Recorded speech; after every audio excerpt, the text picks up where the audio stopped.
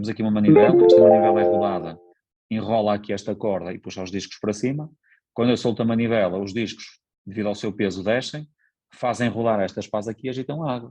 Portanto, eu consigo estabelecer aqui uma relação entre a altura, aqui eu consigo erguer os discos, e depois o aumento da temperatura da água. A massa total dos discos é 26,3 kg, a massa total da água é de 6,04 kg. A partir dos resultados de uma série de experiências, Joule verificou que após 20 quedas sucessivas, de uma mesma altura de 1,60 m, o aumento da temperatura da água era em média 0,313 graus Celsius. Admita que naquela série de experiências o aumento da energia interna da água foi em média 95,2% da diminuição da energia potencial gravítica do sistema discos-terra, que resultou das 20 quedas sucessivas dos discos.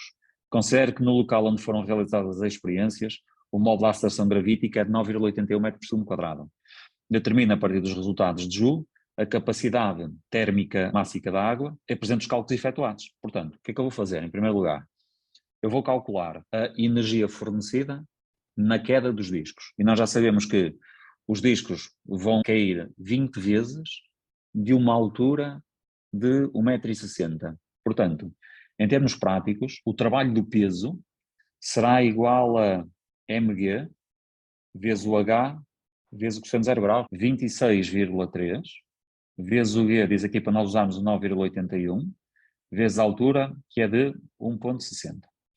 Então, também sei que a energia fornecida seria igual a 20 vezes o trabalho de peso.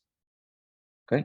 Portanto, isto vai-me dar 20 vezes o 26,3 vezes o 9,81 vezes 1,60 m.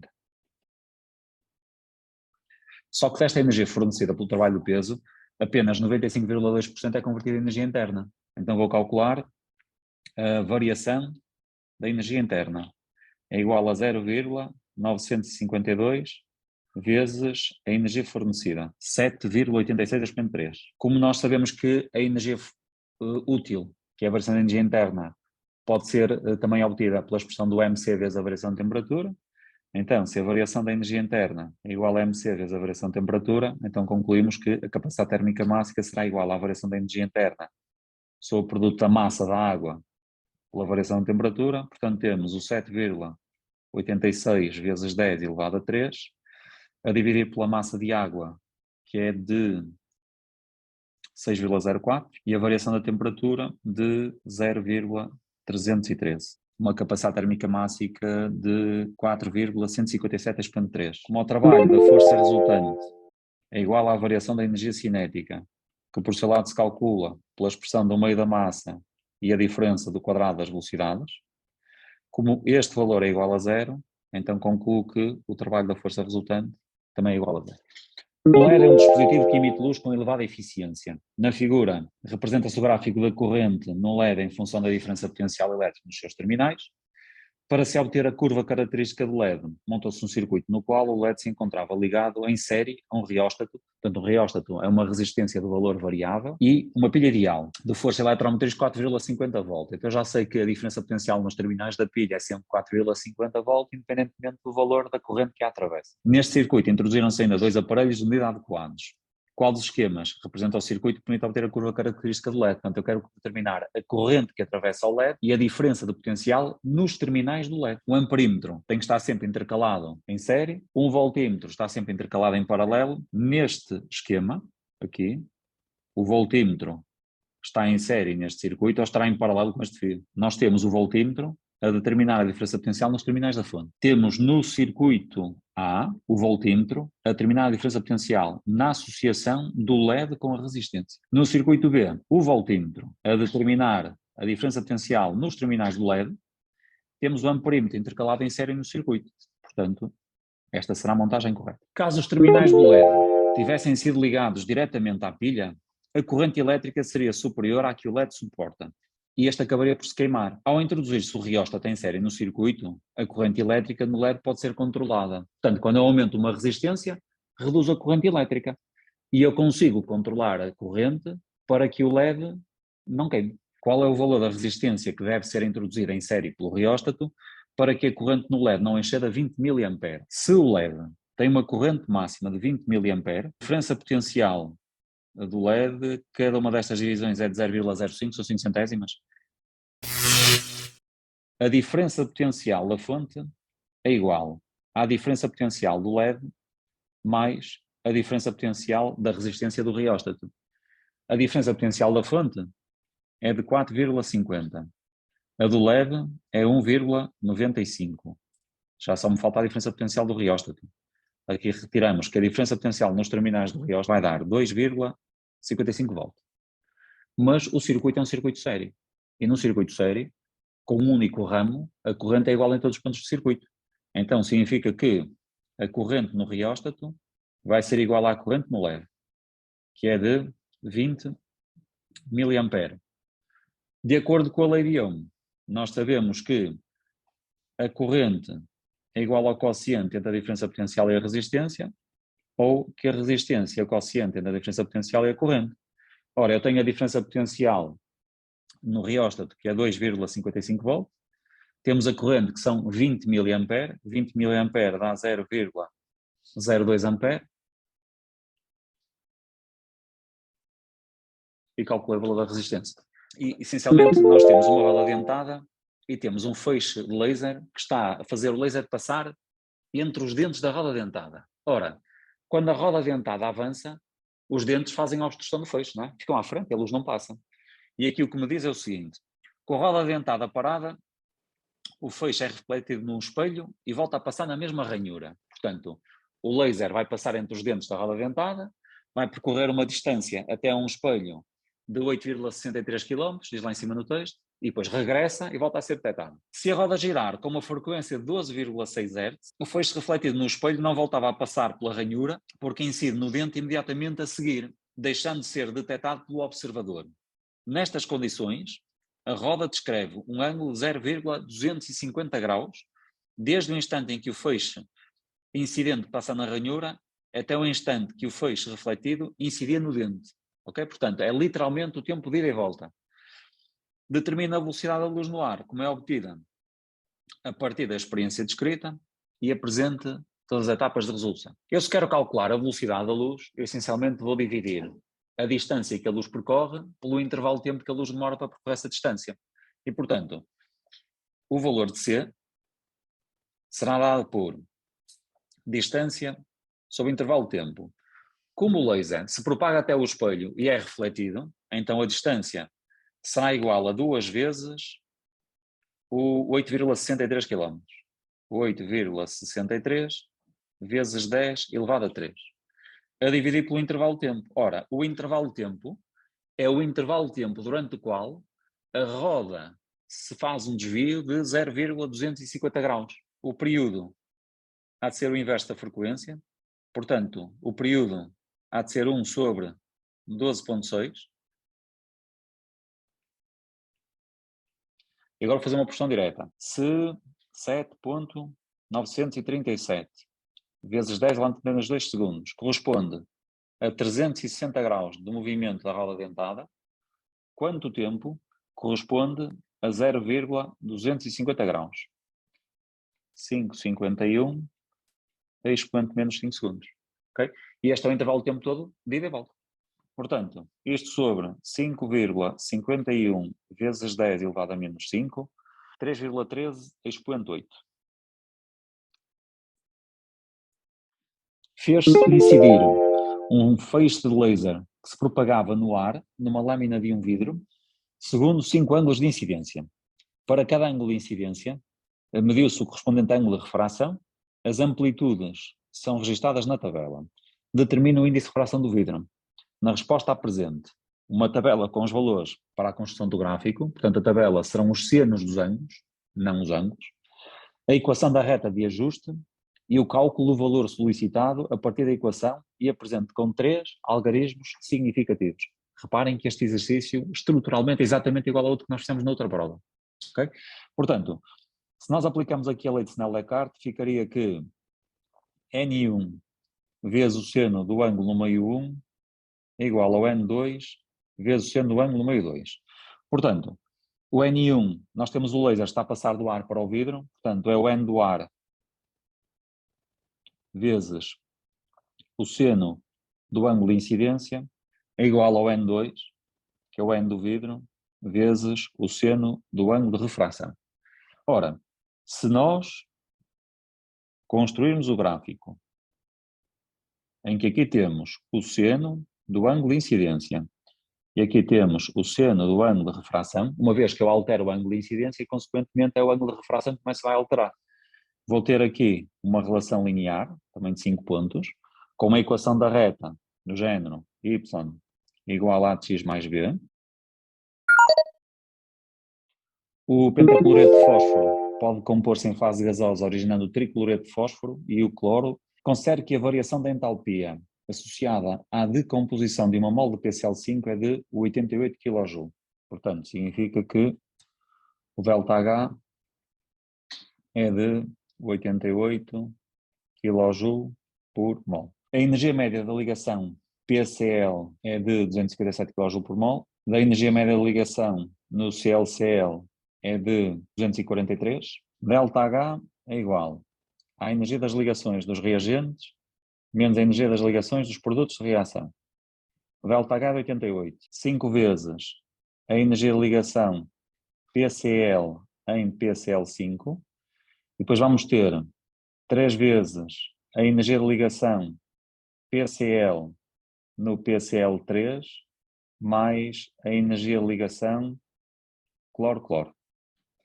E daqui calculamos o valor da energia da ligação PCl em PCl3, 318 kJ por mol. Significa que a ligação PCl em PCl3 é uma ligação mais forte do que a PCl no PCl5.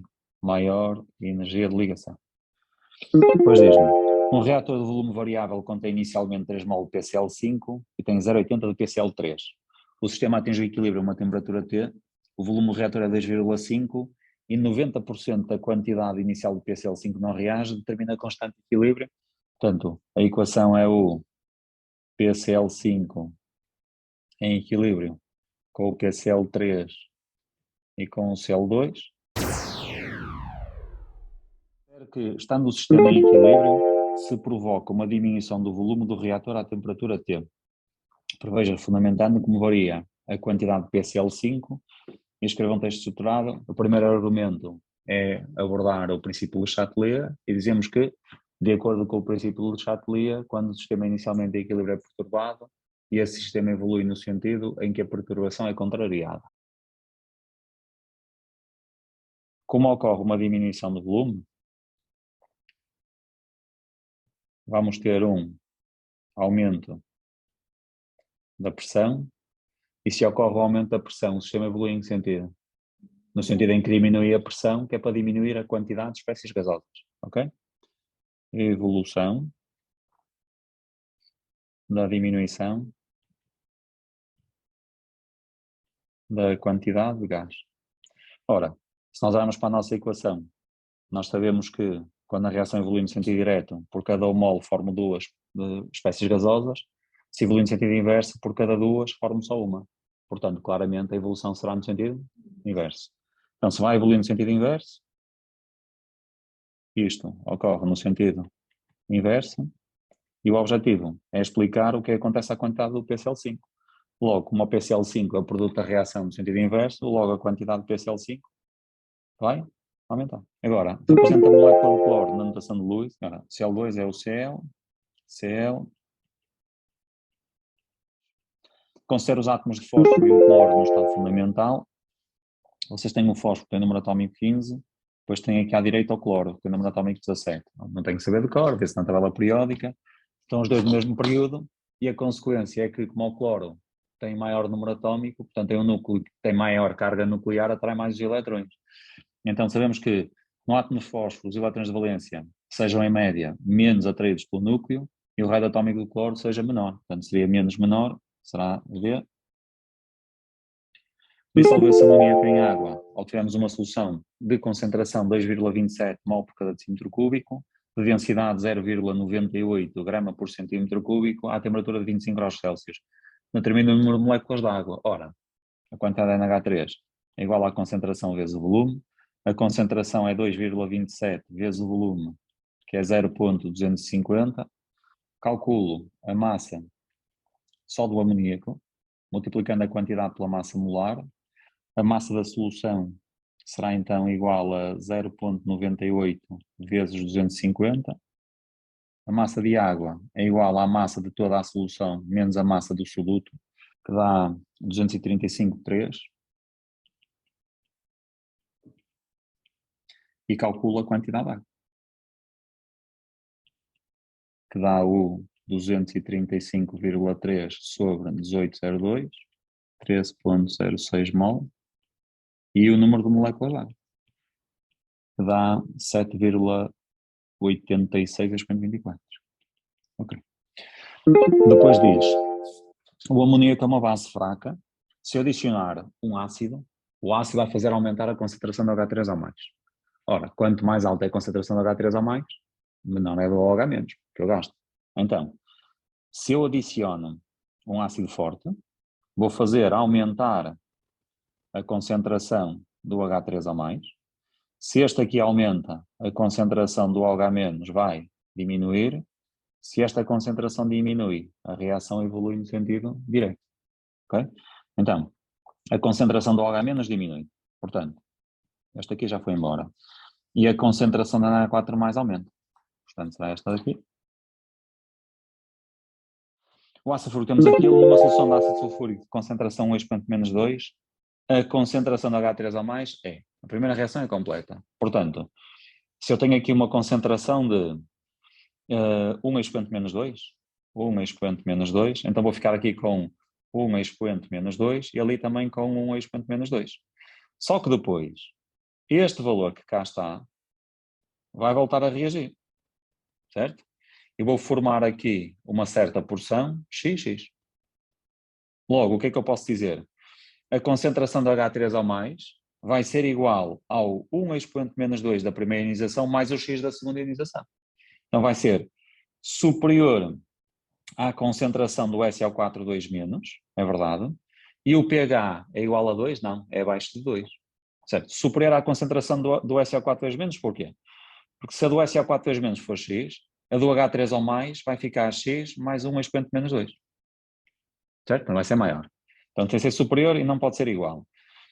O pH seria igual a 2 se ocorresse a primeira ionização, porque menos logaritmo de 1 expoente -2 é 2.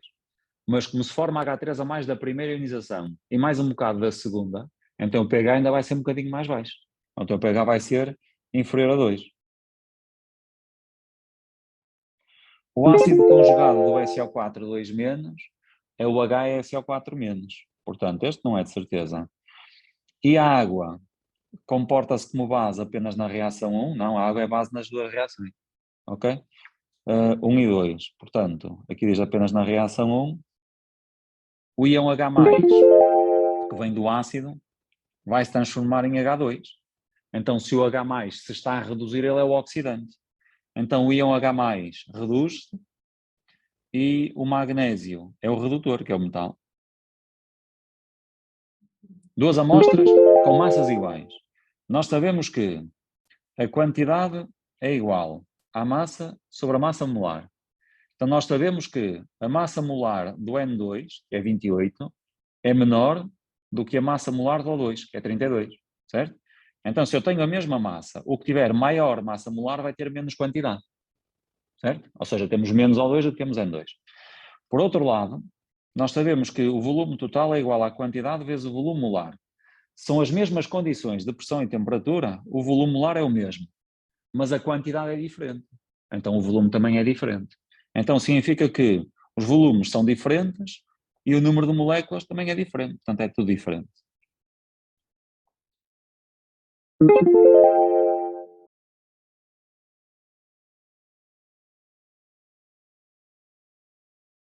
Três orbitais. Não. São 1, 2, 3, 4, 5.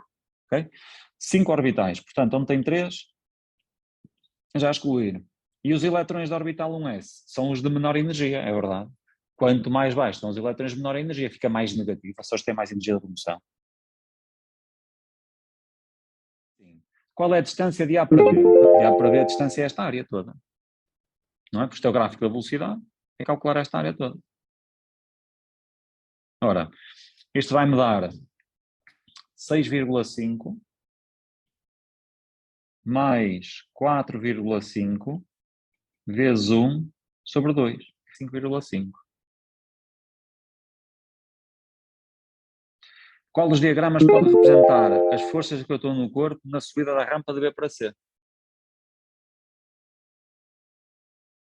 A questão é, há ou não há atrito? Há ou não há atrito? No plano horizontal há atrito de certeza absoluta. Porquê? Porque se eu representar aqui o corpo, eu vou ter o peso, a reação normal, e como o movimento é retardado, tem que haver uma força que se opõe ao movimento. Portanto, eu vou ter que ter atrito. E na subida, há atrito ou não há atrito?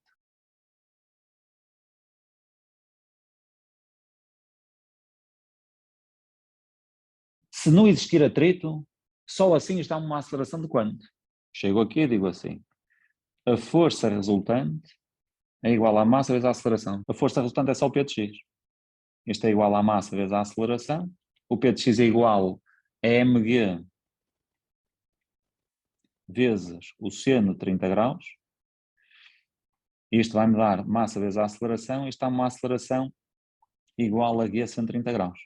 Em módulo, claramente. Não é? Então, isto aqui dá 5 metros por segundo quadrado. Portanto, se não existir atrito, o corpo subiu ao plano com uma aceleração de 5. Quanto é que dá a aceleração aqui? Vamos calcular em módulo. Quanto é que é o módulo da aceleração aqui? É igual ao módulo de ΔV sobre ΔT.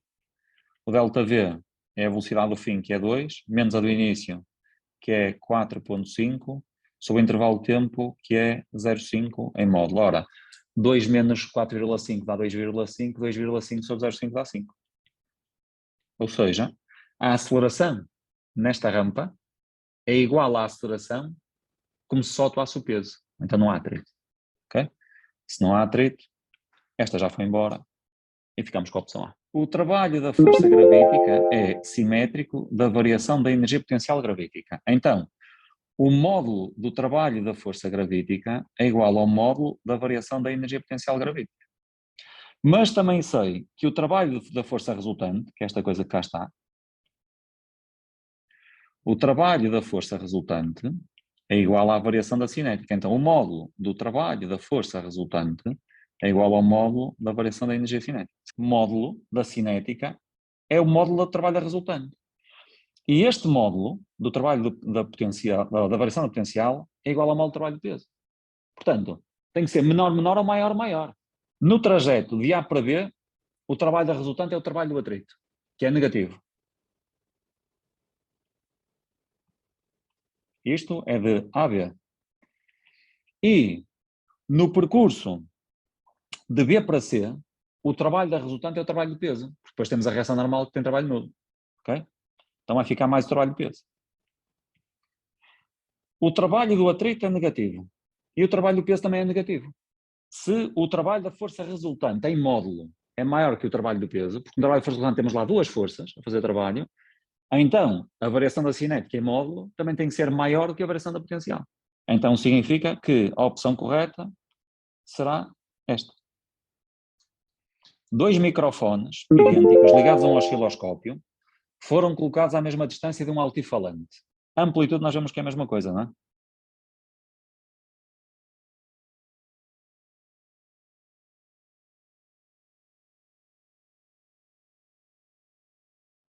Vamos excluir. Este não pode ser porque nós temos que ter uma diminuição da amplitude. Este não pode ser porque temos que ter um desfazamento dos sinais. Ok?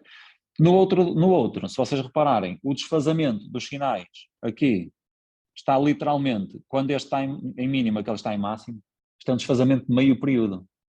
Okay? Mas diz-me aqui que ele é desfasado só um quarto de comprimento de onda. Bem, se é desfasado um quarto de comprimento de onda, é desfasado um quarto do período. Então, o que significa que este também não pode ser, então por exclusão de hipóteses fica o C. Na verdade, o C também está errado, porque se o som chega mais tarde e se o eixo do tempo está aqui para este lado, então o sinal azul de facto estava desfasado, mas tinha que estar desfasado este pico para este lado aqui.